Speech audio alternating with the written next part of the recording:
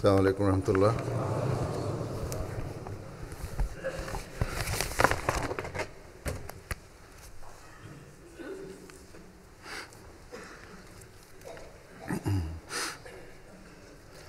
أشهد أن لا إله إلا الله وحده لا شريك له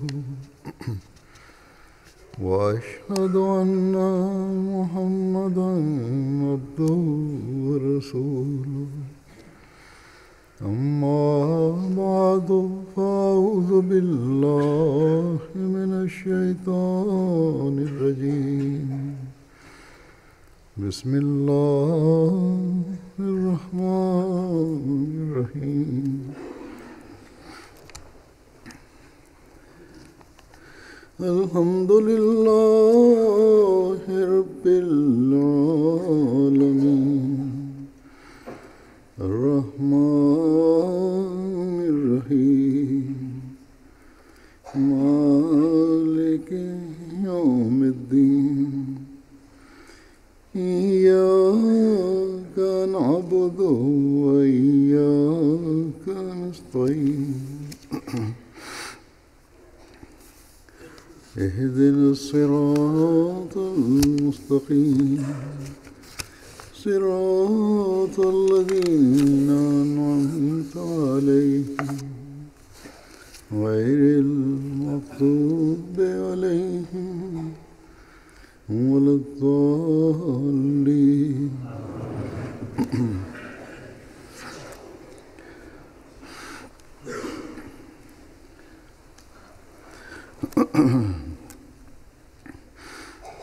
हर अहमदी जो अपने आप को हज़रत मसीह मौऊद अलैहिस्सलाम की Tout Ahmadi ayant prêté le serment d'allégeance aux mains du Messie premier d'Islam fait la promesse d'améliorer sa condition spirituelle et morale et de progresser dans sa connaissance et dans sa doctrine.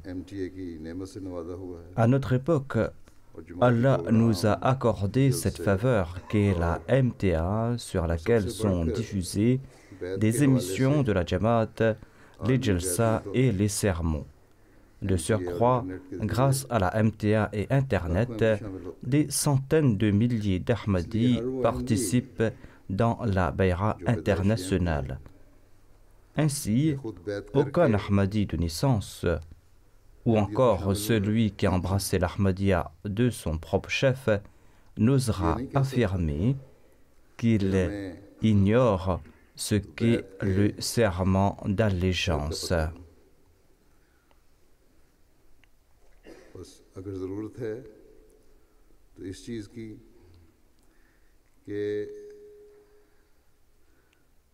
Ainsi, il est nécessaire de connaître les détails concernant le serment d'allégeance et de les avoir en tête après avoir prêté le serment d'allégeance. Si nous étudions ces conditions ayant trait à la réforme morale du serment d'allégeance, si nous étudions ces conditions, eh bien, nous constaterons que nous pourrions apporter une amélioration extraordinaire en nous-mêmes sur le plan moral, dans nos liens au sein de la société, dans nos transactions commerciales et financières du quotidien, ainsi qu'au sein de notre foyer.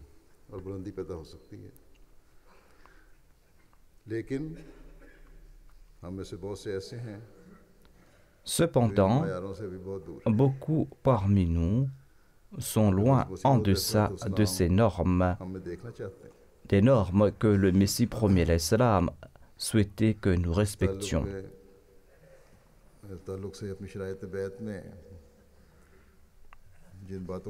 À cet égard, le Messie premier l'Islam attire notre attention sur ces points dans ces conditions de la Bayra, où il dit notamment qu'il ne faut pas mentir, qu'il faut éviter tout acte de cruauté et la malhonnêteté, qu'il ne faut pas se laisser s'emporter par ses passions et il ne faut pas nuire, surtout sous l'influence de ces passions, aux créatures d'Allah en général et aux musulmans en particulier, que ce soit avec sa langue ou avec ses mains ou autrement.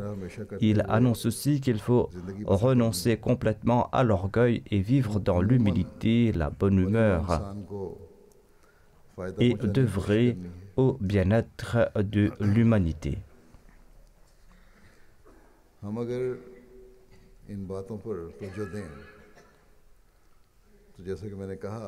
Si nous respectons ces conditions, tout comme je l'ai déclaré, eh bien, nous allons rehausser notre norme morale.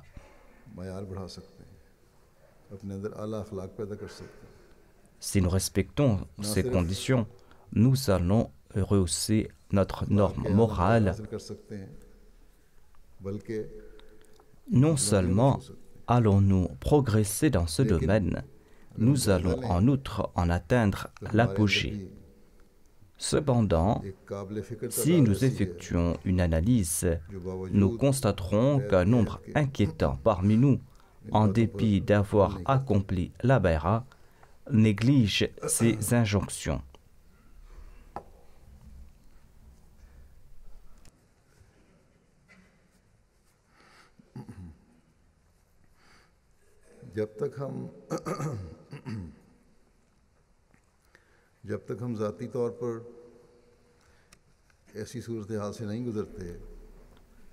Tant que personnellement nous ne traversons pas ces situations où nous devons sacrifier nos droits, où nous devons nous mettre en difficulté pour faire montre de nobles qualités, eh bien, tant que nous ne passons pas par ces situations à titre personnel, nous annonçons haut et fort que nous devrons certainement exhiber ces hautes qualités et que celui qui ne le fait pas commet une grave injustice. Or, lorsque nous sommes directement impliqués, eh bien, la majorité d'entre nous oublie ces qualités morales. Si nécessaire, l'on a à ce point recours au subterfuge qu'il n'y subsiste plus aucune trace de vérité, voire l'on se rapproche du mensonge. Et pour recouvrir ces droits, d'aucuns ont recours à l'injustice. Parfois, l'on est coupable de forfaiture et l'on présente de faux témoignages afin d'éviter la malhonnêteté. Si on ne le fait pas de ses mains, la majorité nuit à autrui par sa langue afin d'atteindre son objectif. Au lieu de faire montre d'humilité, l'ego prend le dessus.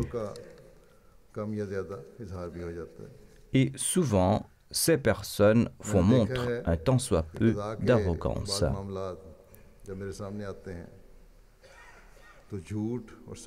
J'ai constaté que lorsqu'on me présente certains cas de la Qada, du tribunal d'arbitrage de la Jamaat, eh bien, au lieu de démêler la vérité du mensonge, au lieu de réclamer ses droits, on fait montre d'un entêtement qui laisse bouche bée.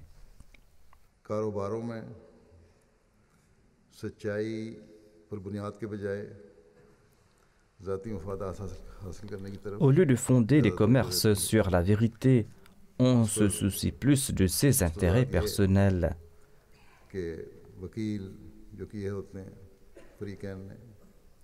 Et de surcroît, les avocats des deux parties adverses, afin de faire valoir leur savoir-faire professionnel et leur supériorité, eh bien, ces avocats ont recours directement au mensonge.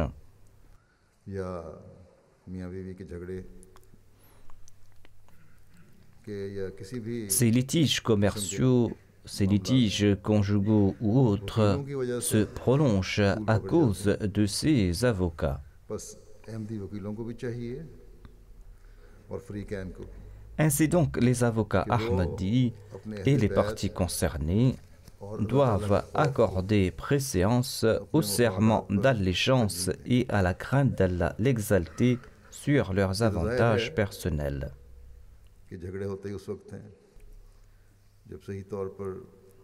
Les conflits prennent naissance lorsque se manifestent des récriminations et des plaintes avérées ou pas, légitimes ou illégitimes. Lorsqu'on se fait une mauvaise opinion de l'autre, en pareille circonstance, il incombe aux croyants de faire preuve d'indulgence pour la cause d'Allah le Très-Haut, au lieu de prolonger les conflits et au lieu de s'entêter. Il doit donc présenter le litige à la Jamaat ou à la Qada. En tant que frère, il faudra tenter de dissiper ces malentendus ou ces récriminations, légitimes ou illégitimes, et de faire montre d'amour et d'affection à l'égard de l'autre. Or, si l'ayant droit et si le débiteur sont tous deux des entêtés, le litige ne sera jamais résolu par un juste verdict pris par la Nizam-e-Jamaat, par la Qada ou par un tribunal quelconque.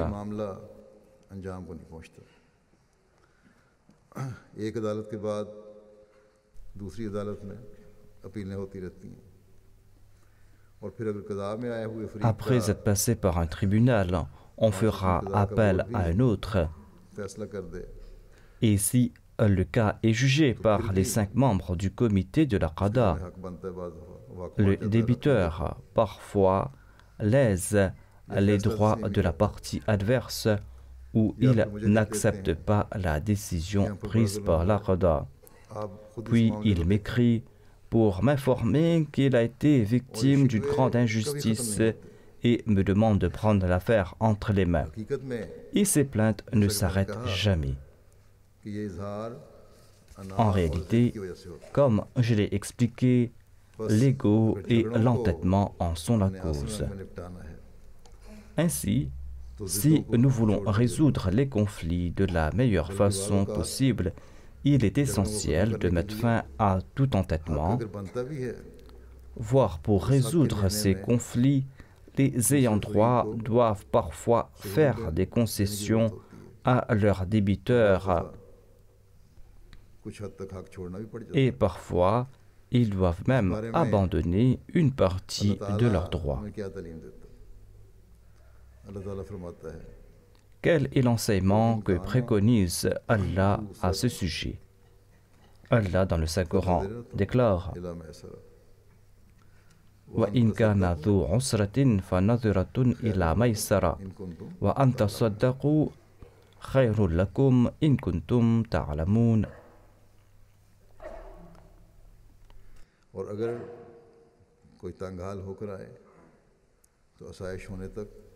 Si un débiteur quelconque est gêné, alors accordez-lui du répit jusqu'à ce qu'il soit dans l'aisance. Et si vous remettez la dette par charité, ce sera mieux pour vous si seulement vous saviez.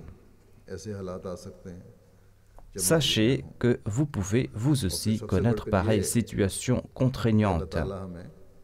Qui plus est, Allah l'exalté nous accorde du répit en nombre de situations.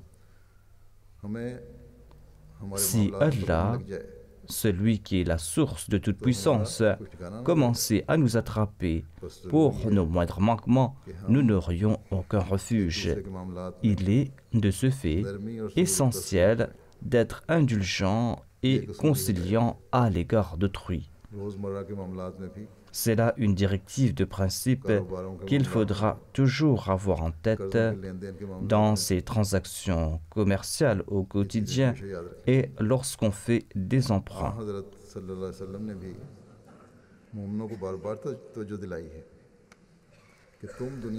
À maintes reprises, le saint prophète Mohammed sallallahu alayhi wa sallam a conseillé aux croyants de faire montre de compassion et d'indulgence à l'égard d'autrui afin qu'ils reçoivent le même traitement de la part d'Allah l'exalté.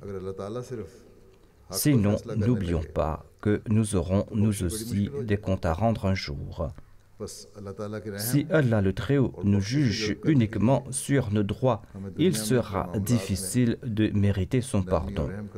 Ainsi, afin d'attirer la miséricorde et le pardon d'Allah, nous devons être indulgents et bienveillants à l'égard d'autrui et non être intransigeants et sévères et se soucier uniquement de ses propres droits. Le saint prophète Mohammed sallallahu alayhi wa sallam a offert la bonne nouvelle de récompense aux créanciers qui sont conciliants envers leurs débiteurs. Ainsi, selon un récit, le saint prophète Mohammed sallallahu alayhi wa sallam a déclaré: si le créancier accorde du répit à son débiteur passé les échéances de la dette, eh bien, chaque jour de répit que le créancier accordera sera compté comme une aumône de sa part. Le saint prophète Mohammed sallallahu alayhi wa sallam a aussi déclaré que l'aumône éloigne les malheurs, l'aumône éloigne les difficultés et les calamités. C'est là donc un commerce des plus profitables que de mériter des récompenses en accordant un sursis à son frère. Et par la même occasion, on se prémunit de nombreux malheurs. Ainsi donc, Allah récompense la moindre bonne œuvre. Si nous nous souvenons de ce principe d'or du Saint-Coran et des dires du Saint-Prophète Mohammed sallallahu alayhi wa sallam, nous pourrons engendrer une société où règne la paix. Les frustrations ne s'accumuleront pas, les rancunes ne dureront pas, et les instances médiatrices ne seront pas en difficulté. Et au lieu de passer leur temps à résoudre ces conflits, elles s'attelleront à des tâches plus constructives. La Rada ne sera pas, elle non plus, en difficulté. Certes, elle a pour vocation de juger les différends, mais si les deux parties adverses sont conciliantes, eh bien, il n'y aura pas de difficultés inutiles et les autres dossiers ne seront pas affectés en raison du temps que prennent parfois certaines affaires.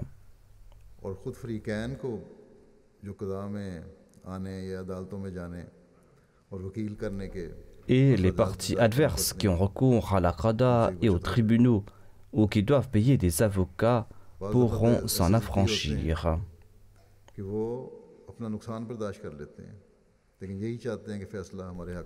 Or, d'aucuns sont si entêtés à vouloir un jugement favorable qu'ils sont prêts à endurer des pertes. Ils sont prêts à tout pour se faire et parfois d'aucuns ou certaines parties me demandent de prendre l'affaire entre les mains. Si l'on mettait de côté son entêtement et son ego, je ne perdrai pas mon temps dans ces futilités.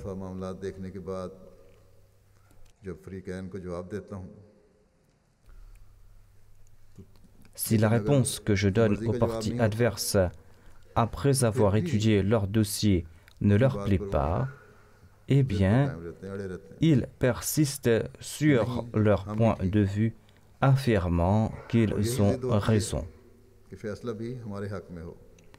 Ils insistent que le verdict soit rendu en leur faveur et ils ne sont pas prêts à accorder une quelconque concession à leur adversaire. En dépit de mes instructions claires, ils m'écrivent 3 ou 4 mois après avec une impudente effronterie, affirmant qu'ils ont raison et demandant que l'on révise le verdict et que ce verdict soit en leur faveur.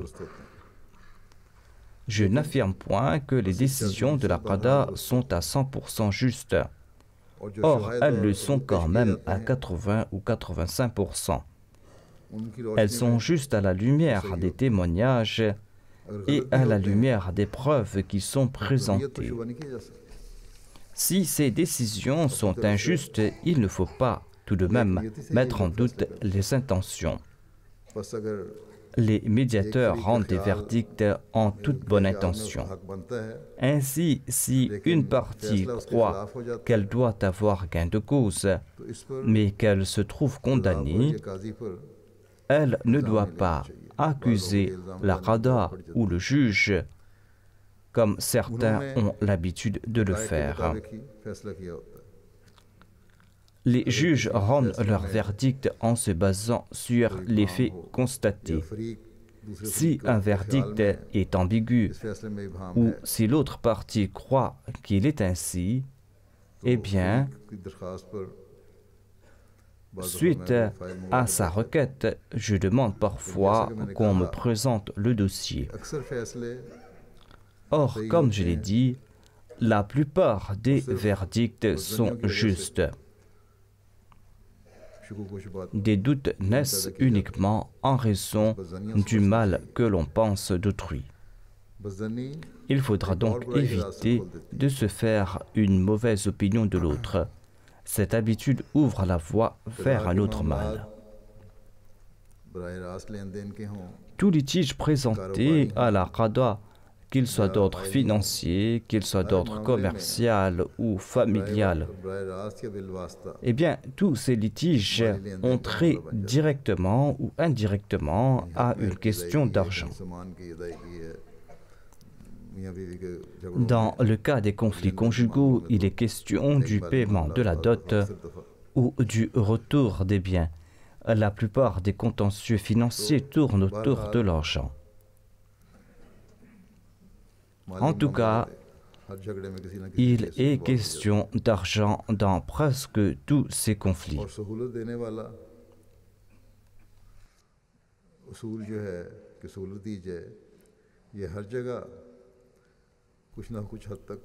Cela dit, partout, le principe d'accorder des concessions est applicable partout. Dans les litiges conjugaux et financiers, il y a toujours des demandes d'argent.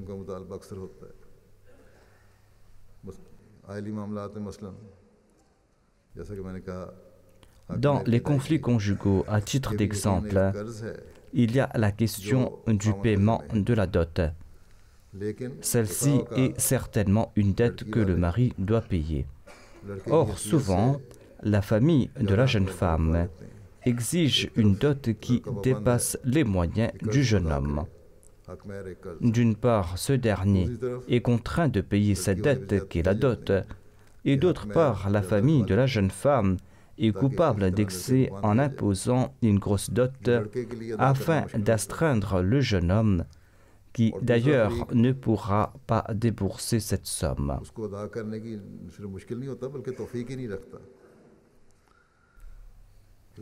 Non seulement que cela lui est difficile, il n'en a même pas les moyens. Si la qada diminue le montant de la dot en raison de la situation du jeune homme, eh bien la partie adverse y objecte. Si, quand il est question d'emprunt, la qada échelonne le remboursement de la dette compte tenu de la situation du débiteur, eh bien le créancier y objecte. Nous, les Ahmadis, nous présentons aux autres une société où règne la paix. Étant donné que nous y invitons le monde, nous devrions, dans toutes nos relations, tenter d'établir la paix au sein de la société. Comment les compagnons du saint prophète Mohammed se comportaient-ils les uns à l'égard des autres? Le récit suivant nous en offre un aperçu. On raconte qu'un musulman devait de l'argent à Abu Qatada. L'emprunteur se cachait à chaque fois qu'Abu Qatada partait lui réclamer son dû. Un jour, le fils de l'emprunteur l'informa que celui-ci était à la maison. De l'extérieur, Abu Qatada le héla. « Je sais que tu es là, Ce n'est pas la peine de te cacher. Sors et viens me parler. Le débiteur sortit et Abu Qatada lui demanda la raison pour laquelle il se cachait. L'emprunteur expliqua: ces jours-ci, je suis en grande difficulté. Ma situation financière est désastreuse. Je ne possède rien et j'ai des dépenses à faire sur mes nombreux enfants. Abu Qatada lui demanda: est-ce là la vérité? L'autre répliqua: je jure par Dieu que telle est ma condition. Sur ce, Abu Qatada lui pardonna ses dettes.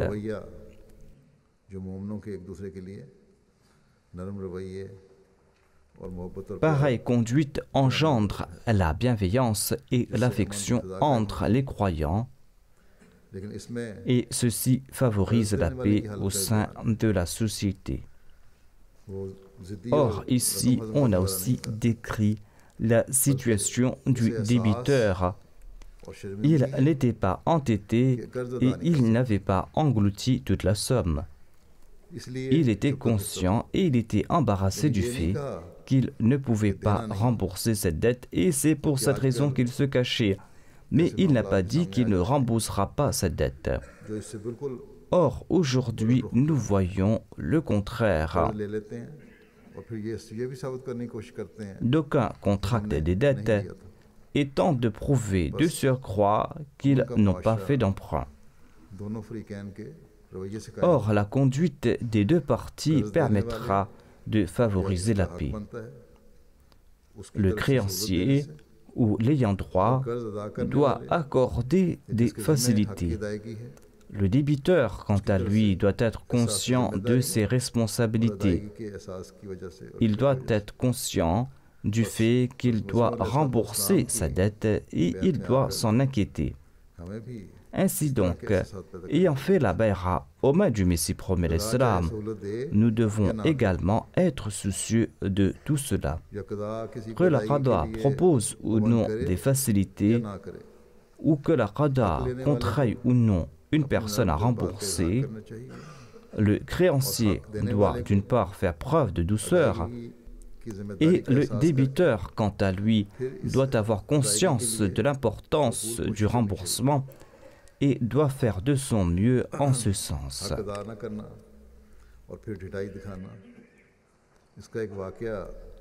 Le Muslim Maud, le deuxième calife de la communauté Ahmadiyya, a relaté une anecdote au sujet de la paresse et de l'effronterie que certains montrent au moment de rembourser leurs dettes.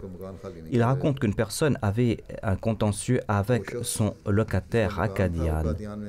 Le locataire ne souhaitait pas quitter son logement. Le propriétaire du logement n'habitait pas à Qadian. Il servait dans l'armée et venait que quelques jours par an à Qadian. Hadrat Muslim Maud ajoute qu'il a dit au propriétaire: tu sers dans l'armée, tu viens à Qadian 15 ou 20 jours par an. Tu peux séjourner pendant cette période dans la maison des invités, ou bien au Langar Khana Daruziafat, ou bien tu peux loger chez tes amis. Il y a un manque de logement ici à Qadian. Si tu mets ton locataire à la porte pour les quelques jours où tu vas passer ici, cela va le mettre en grande difficulté. Il lui a ensuite donné un exemple, lui disant que les compagnons avaient même offert leur terre à des personnes étrangères et toi, tu veux virer ton locataire qui réside ici pendant 11 mois et demi pour les 10 ou 15 jours que tu vas passer ici. Le deuxième calife déclare que mes propos ont eu un grand impact sur lui. Le propriétaire m'a dit: vous avez raison. J'ai eu tort de l'importuner, mais vous devriez également demander aux locataires pour quelles raisons ils n'ont pas payé le loyer depuis 8 à 9 mois. Et c'est pour cette raison que je me suis dit qu'il faut qu'il vide le logement. Hadrat Muslim Maud déclare que j'ai dit au propriétaire: C'est une raison valable. Tu n'es pas en tort. Le fautif est celui qui a présenté ce litige sans payer le loyer depuis plusieurs mois.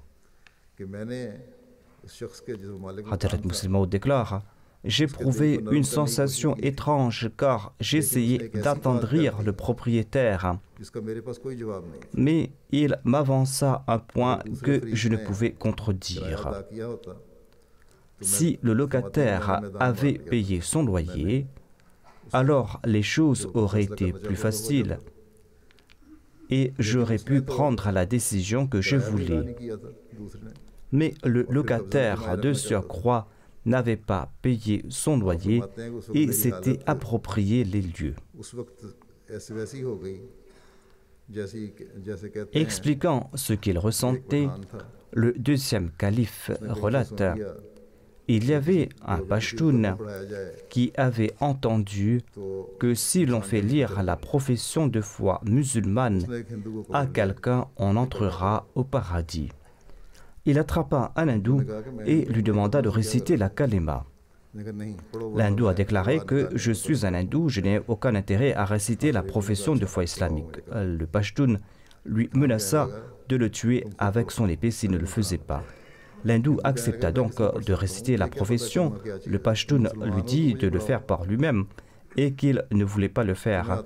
L'hindou lui retorqua qu'il ne pouvait pas le lire car il ne savait pas ce qu'était la kalima. Lui était musulman, il pouvait le réciter, mais le Pashtun répondit qu'il ne connaissait pas non plus la kalima. Il a ajouté: ce n'est pas mon jour, sinon je serais entré au paradis en te faisant réciter la kalima. Hadrat Muslim Maud ajoute: j'ai attendri le propriétaire par mes conseils, et une fois son cœur attendri, il me présenta un point si valide que ma profession de foi ne put m'aider. Si la partie adverse avait payé les loyers, s'il avait rempli ses devoirs, alors j'aurais pu faire lire la profession de foi au propriétaire. Ainsi donc, les croyants doivent montrer un empressement lorsqu'ils sont appelés à honorer leurs devoirs à l'égard des autres. Il y a de nombreux récits de ce genre. Lorsque les contentieux arrivent devant la Rada ou lorsqu'ils sont présentés au calife, il faut à chaque point présenter la vérité. Sinon, cela peut a posteriori embarrasser le calife. Il faudra éviter d'embarrasser le calife.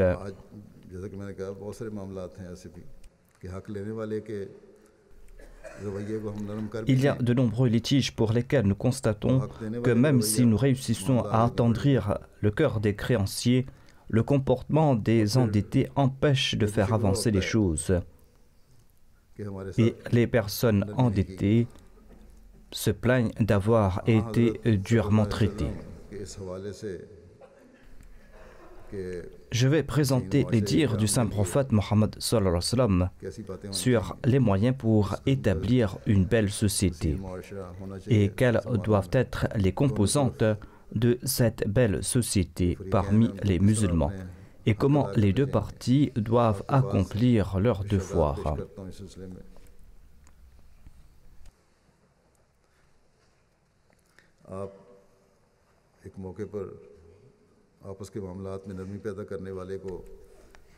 Une fois, en priant pour les personnes qui font preuve de tendresse lors des litiges, le saint prophète sallallahu alayhi wa sallam a déclaré qu'Allah fasse preuve de miséricorde à celui qui facilite les choses lorsqu'il fait du commerce et lorsqu'il réclame ce qu'il a prêté aux autres. Ensuite, en annonçant une bonne nouvelle à ceux qui facilitent les choses lors des litiges et le conseillant aux autres, le saint prophète Mohammed lui a déclaré: Allah le Très-Haut fit entrer au paradis une personne qui facilitait les choses lors de son commerce et également lorsqu'il prêtait et réclamait son argent. Cela le fit entrer au paradis. Ensuite, il est rapporté que le saint prophète Mohammed a déclaré: celui qui accorde un délai supplémentaire à une personne endettée, en difficulté ou qui annule sa dette, alors le jour du jugement, ou excepté celle de Dieu, il n'y aura pas d'ombre, Allah l'exalté lui accordera de l'ombre sous son trône.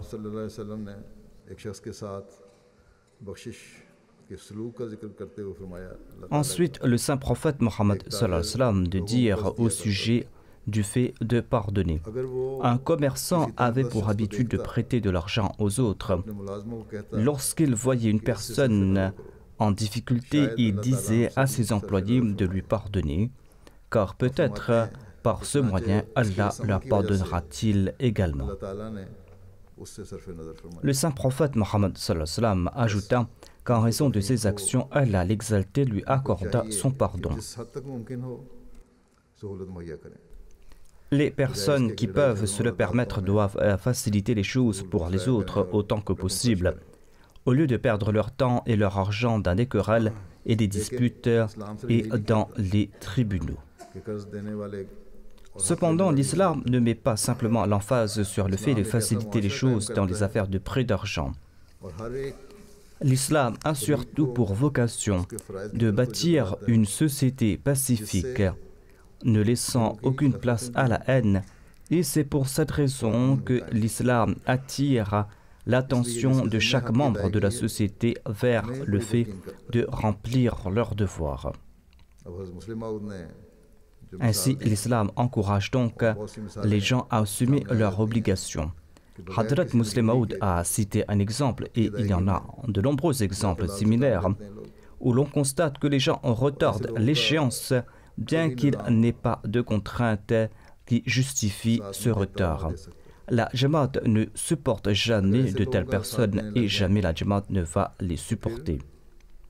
Si l'on commence à supporter de telles personnes, eh bien, les usurpateurs s'en donneront à cœur joie et le désordre se répandra dans la société au lieu de la paix. Parmi les conditions établies par le Messie premier l'Islam, il y a également la condition de se préserver du désordre. Le saint prophète Mohammed sallallahu alayhi wa sallam nous a également prodigué des conseils à ce sujet. Il est rapporté que le saint prophète Mohammed sallallahu alayhi wa sallam a déclaré: il est cruel de la part d'une personne riche de délibérément retarder le remboursement de sa dette. Si l'on vous demande de poursuivre une telle personne qui retarde délibérément une échéance, vous devez la poursuivre. C'est-à-dire que si besoin est, il faut le contraindre à rembourser ses dettes vis-à-vis des autres. Il ne faut pas dans ces cas faire preuve de tendresse ou accorder des facilités, car dans ce cas, la personne endettée a les moyens de rembourser ses dettes. Comme je l'ai mentionné, si l'on agit avec indulgence, dans ces cas, les usurpateurs seront enclins à récidiver plus souvent. Le saint prophète sallallahu alayhi wa sallam a déclaré qu'il est autorisé de punir les personnes endettées qui repoussent l'échéance de leur emprunt. C'est donc le devoir du système de la Jamaat que de punir de tels usurpateurs s'ils ne coopèrent pas. De ce fait, si certaines personnes sont punies parce qu'elles n'acceptent pas les décisions rendues par la Qada, eh bien ces personnes ne doivent pas se plaindre et dire qu'elles n'ont pas été traitées avec douceur. Le prophète de Dieu a permis à l'administration de la Jamaat de punir de telles personnes. La loi du pays également autorise de punir de telles personnes. Il y a en outre un avertissement sévère de la part du saint prophète Mohammed lui pour faire peur à ceux qui ne s'acquittent pas de leurs devoirs.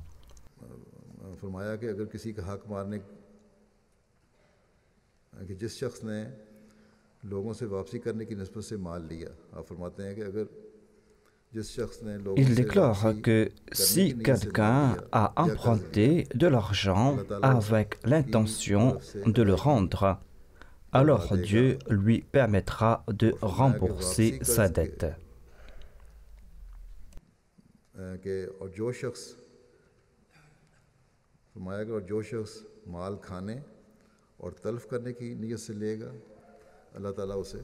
Et celui qui emprunte de l'argent avec l'intention de ne jamais le rendre, Allah le délaissera.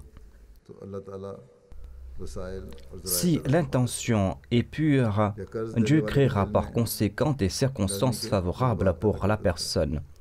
Ou peut-être qu'il fera naître de la douceur dans le cœur du créancier. Mais si l'intention est mauvaise, Dieu punira une telle personne.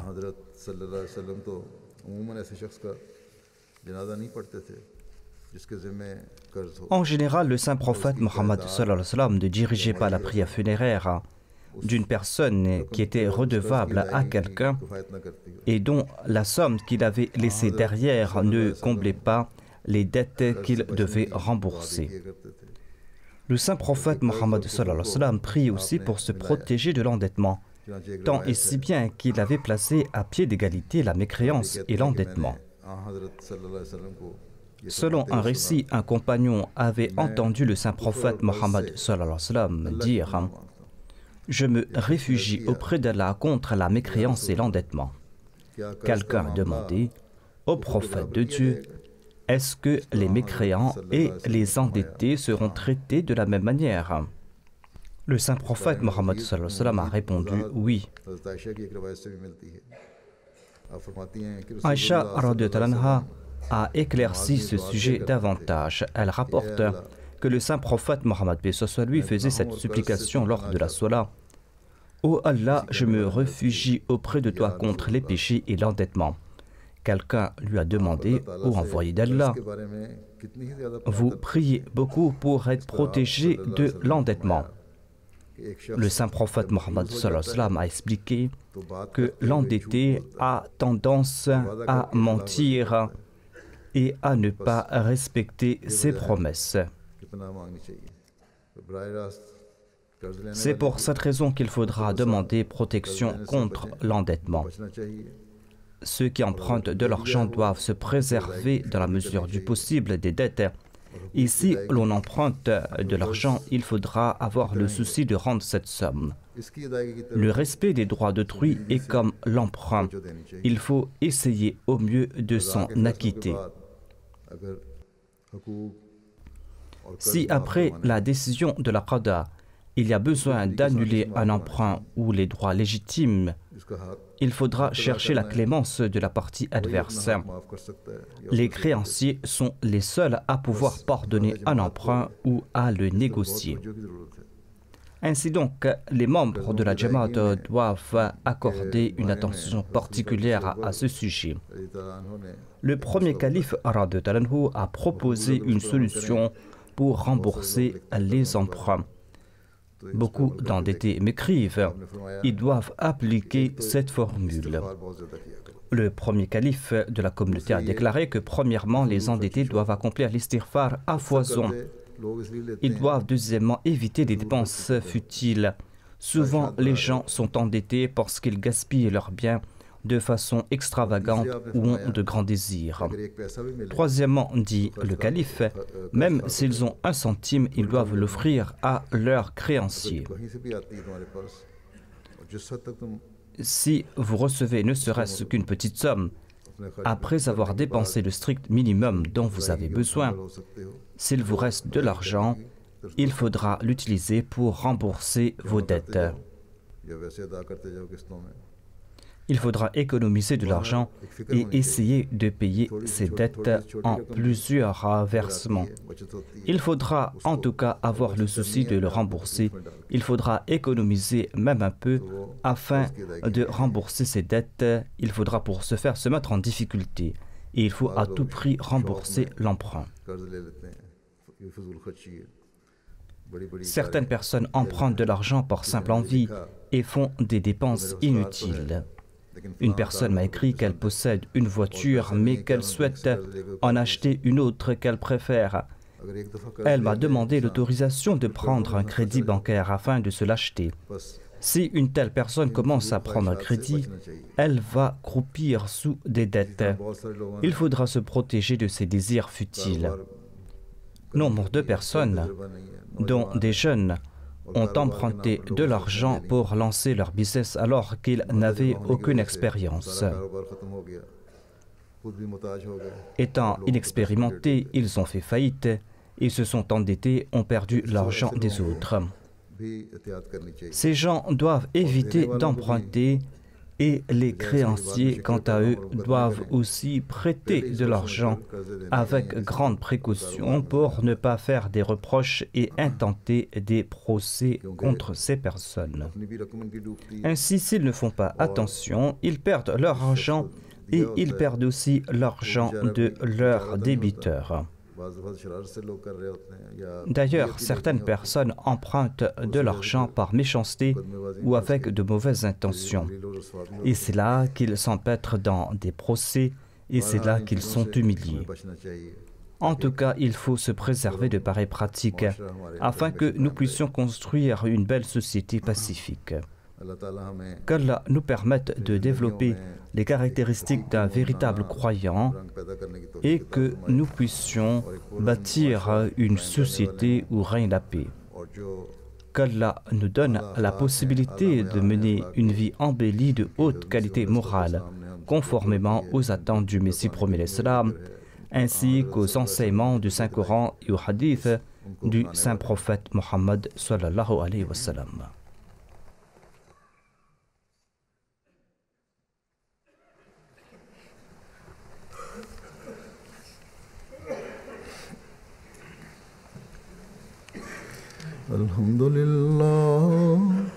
Alhamdulillah, nahmaduhu wa nasta'inuhu wa nastaghfiruh wa nu'minu bihi wa natawakkalu alayhi wa na'udhu billahi min shururi anfusina wa min sayyiati a'malina.